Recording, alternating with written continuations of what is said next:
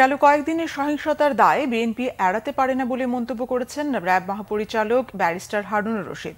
আর অতিরিক্ত police commissioner Harunur রশিদের দাবি, লন্ডন থেকে তারিক রহমানের নির্দেশে সহিংসতা করেছে বিএনপি জামাত। এসব নাশকতার কথোপকথন সহ নানা তথ্য প্রমাণ হাতে পাওয়ার দাবি তার। বিস্তারিত জানাচ্ছেন জিয়া খান।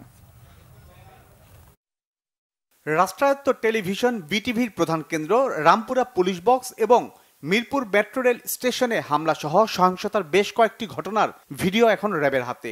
সহিংসতার অভিযোগে গণ অধিকার পরিষদের সদস্য সচিব সহ 4 জনকে গ্রেফতার করেছে র্যাব। সোমবার রাতে রাজধানী থেকে তাদেরকে গ্রেফতার করা হয়। জব্দ করা হয় সহিংসতায় ব্যবহৃত কিছু আলামত।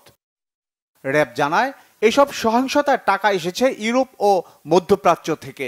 স্বাধীনতা বিরোধীদের সাথে মিলে সরকার উৎখাতে ষড়যন্ত্র করেছে বিএনপি জামাত। যে অপরাধ করে, অন্যায় করে, মানে সে কি কখনো স্বীকার করে? সহজে স্বীকার করে না। তো এখানে এক্ষেত্রেও তাই হয়েছে। আপনারা দেখেছেন আজকে যে মিডিয়া ব্রিফিং হয়েছে, সেখানে যাদেরকে আমরা আটক করেছি এদের ব্যাকগ্রাউন্ডে নিশ্চয়ই আপনারা শুনেছেন বা কারা কারা এরা। তো কাজে ডেফিনেটলি এরা তো এটা তাদেরই কাজ, আগেও তারা এই কাজ করেছে। So it is very clearly identified. এখানেও there should not be any confusion, should not be any doubts. So it is very clear. এদিকে সোমবার রাতে রাজধানী থেকে নাশকতার অভিযোগে বিএনপি নেতা সাইফুল আলম নীরব, অ্যাডভোকেট শিমুল বিশ্বাস, তানভীর ইসলাম তেনজিং সহ 5 জনকে গ্রেফতার করেছে গোয়েন্দা পুলিশ।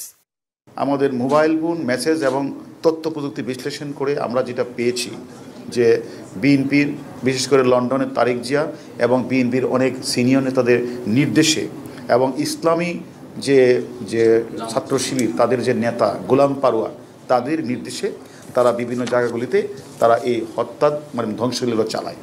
এবং এই ঘটনায় তারা কেউ হুকুম দিয়েছে, কেউ অর্থ খাবার গুলি সাপ্লাই করেছে, ককটেল দিয়েছে, বোমা দিয়েছে, গান পাউডার দিয়েছে।